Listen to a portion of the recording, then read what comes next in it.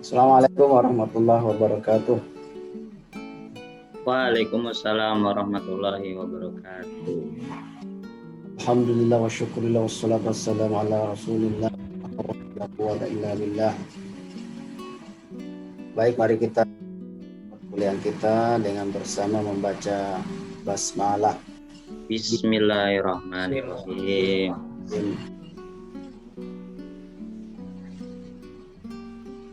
Baik, sekarang kita masih ada waktu sisa 10 menitnya. Masa skolastik. Masa skolastik ini pertama adalah abad pertengahan. Ini dikenal dengan abad gelap. Kenapa bisa dikatakan abad gelap? Karena pada masa itu yang pertama agama mendominasi. Agama maksudnya ini adalah ajaran Kristen ya. Nah, karena pada waktu itu pegiat-pegiat gereja, bapak-bapak gereja, biarawan, uskup itu yang mendakwakan ajaran-ajarannya. Ajaran-ajaran agama Kristen tersebar sehingga pemikiran-pemikiran ini, keyakinan-keyakinan ini tidak lagi berasal dari hasil pemikiran seperti filsuf sebelumnya, tetapi diambil dari ajaran Kristen. Agama mendominasi. Akhirnya pemikiran terbelenggu. Karena kalau ada orang-orang yang mau berpikir tidak sesuai dengan kitab suci itu bisa dijatuhi hukuman. Bisa terbelenggu. Jadi pemikiran terbelenggu. Tidak ada lagi kebebasan berpikir seperti sebelumnya. Akhirnya filsafat merosot. Kalah pamor dengan ajaran Bible, ajaran kitab suci Kristen pada waktu itu. Makanya itu disebut abad gelap bagi dunia filsafat. Karena ajaran filsafat kalah dengan ajaran agama Kristen pada waktu itu. Baik, skolastik itu berasal dari kata schooler. Schooler artinya ajaran atau sekolah.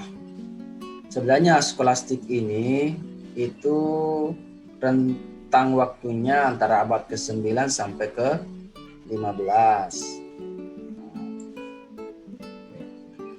Pada masa itu filsafat dipengaruhi oleh agama, terutama agama Kristen, ajaran Bible.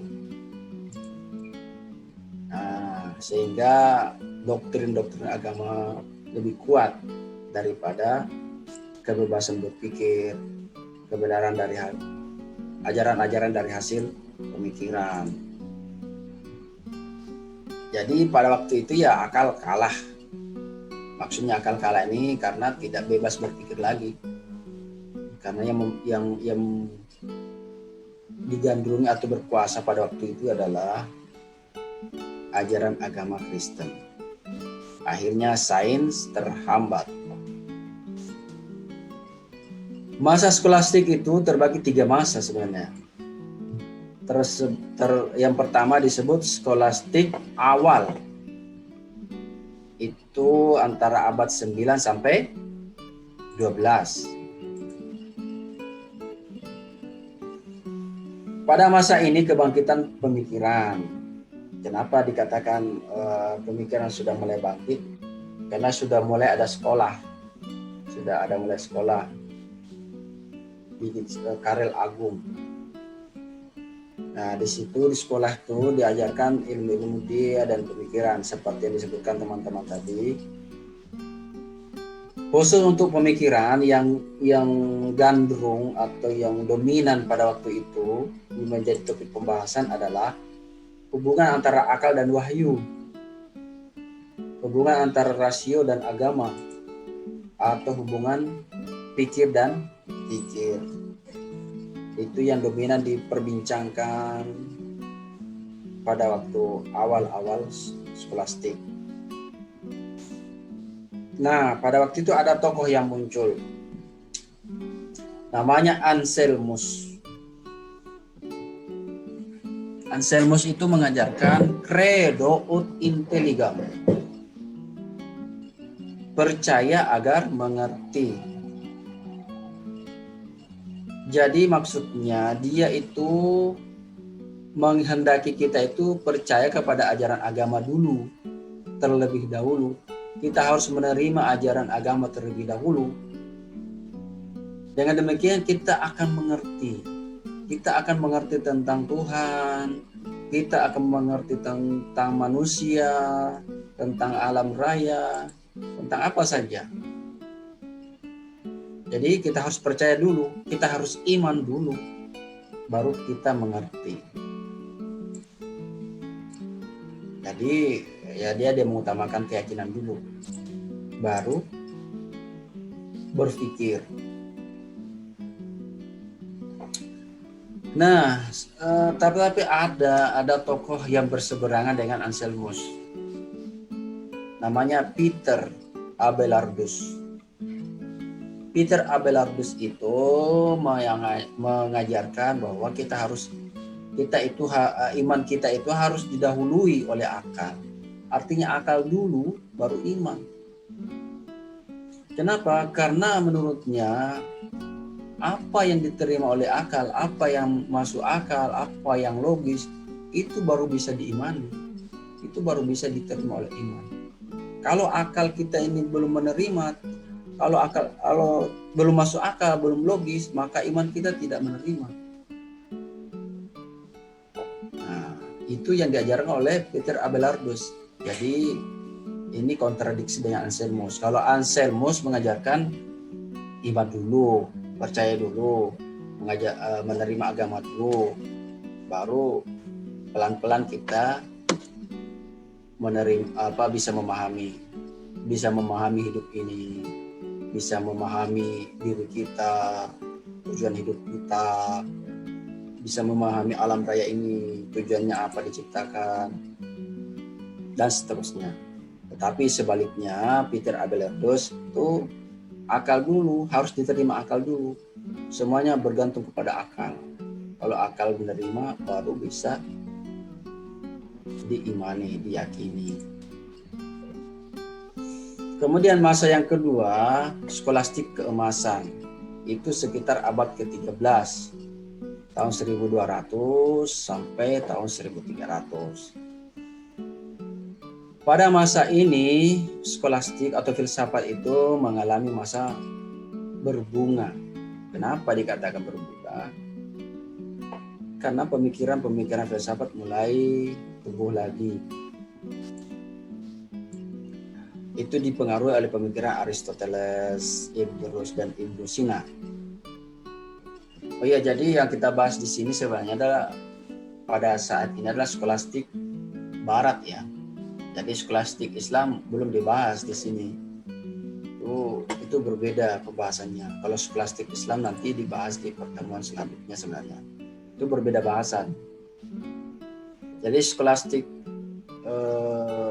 masa skolastik ini yang kedua adalah skolastik keemasan.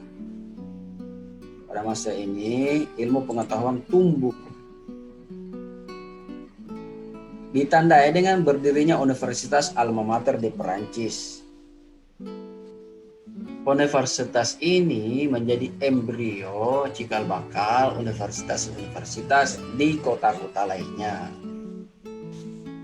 Inilah awalnya pendirian universitas. Kemudian terjadi pendirian ordo-ordo. Apa itu ordo-ordo? Ordo-ordo itu kayak perserikatan, perkumpulan.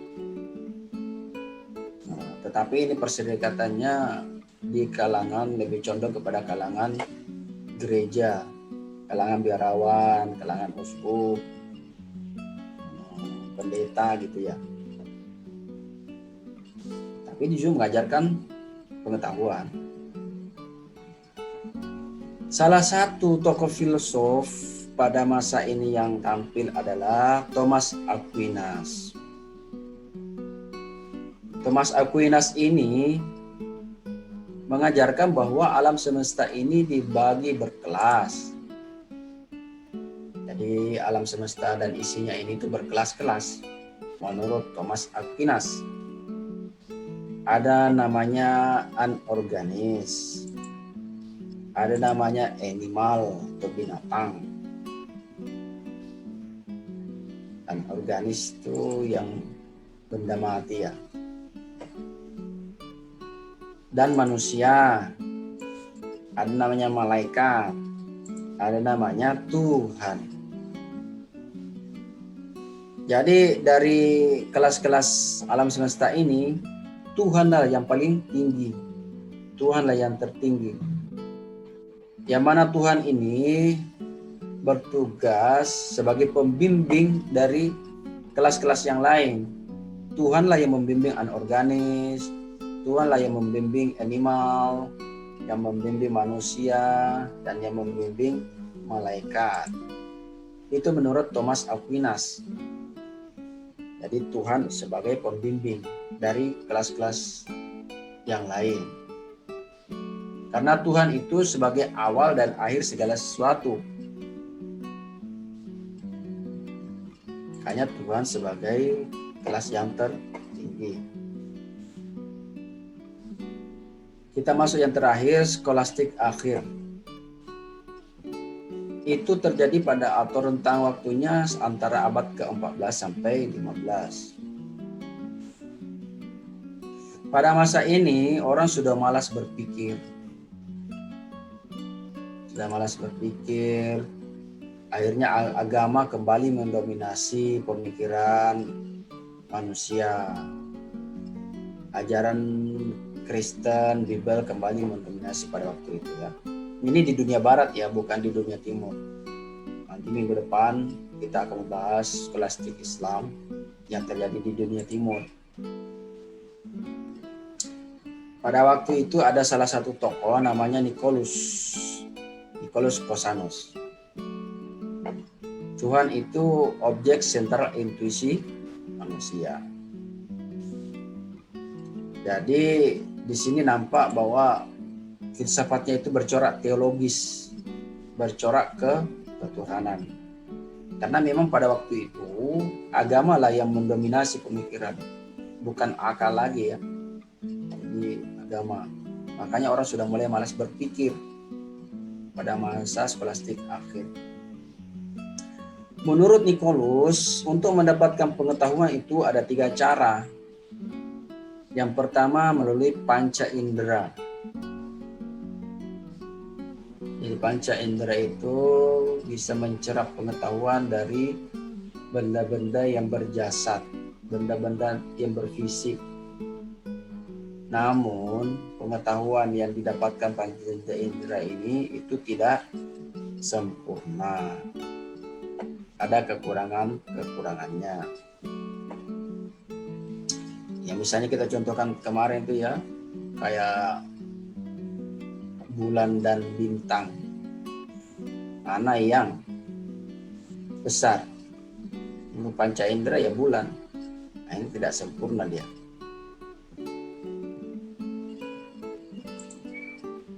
Kemudian yang kedua adalah menurut akal. Pengetahuan yang didapatkan oleh akal ini itu bersifat atau berupa pengertian yang abstrak. Kalau panca indera tadi kan benda-benda yang fisik, benda-benda fisik yang berjasad, ada raganya, ada bendanya. Sedangkan kalau akal ini itu hanya pengertian, ide-ide yang abstrak, tidak konkret, tidak terlihat, dia abstrak saja. Namun itu berdasarkan tangkapan indera. Jadi ada relasi dengan indera. Ada mediator, ada mediasinya dengan indera. Sehingga akal kita bisa melahirkan suatu pengertian. Kemudian yang ketiga adalah intuisi, hati nurani. Itu pengetahuan yang didapatkan ketika akal kita sudah tidak mampu menjangkaunya. Maka itu didapatkan melalui intuisi.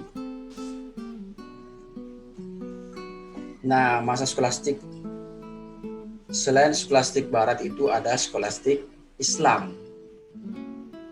Nah, ini yang akan dibahas oleh kelompok atau pada pertemuan selanjutnya, skolastik Islam. Pada masa dinasti Abbasiyah ada Harun ar-Rasyid dan putranya Al-Ma'mun. Skolastik itu berkembang. Kalau di barat sudah mulai mundur, di timur, di dunia Islam malah skolastik Islam mulai berkembang, mulai maju. Terutama pada masa dinasti Abbasiyah. Ada melahirkan tokoh-tokoh filsuf, antara lain Al-Kindi, Al-Farabi, Ibnu Sina, Al-Ghazali, Ibnu Rushd. Itu antara lain filsuf pada skolastik Islam yang akan dibahas pada pertemuan selanjutnya. Baik, waktunya sudah habis. Saya kira itu ya tambahan-tambahan dari saya. Sekian dan terima kasih. Baik, untuk hari ini cukup perkuliahan kita. Terima kasih atas perhatiannya. Lebih dan kurangnya saya mohon maaf. Mudah-mudahan bermanfaat. Cukup ya. Baik, kita akhiri dengan ucapan Alhamdulillahirrabbilalamin. Assalamualaikum warahmatullahi wabarakatuh. Waalaikumsalam warahmatullahi wabarakatuh.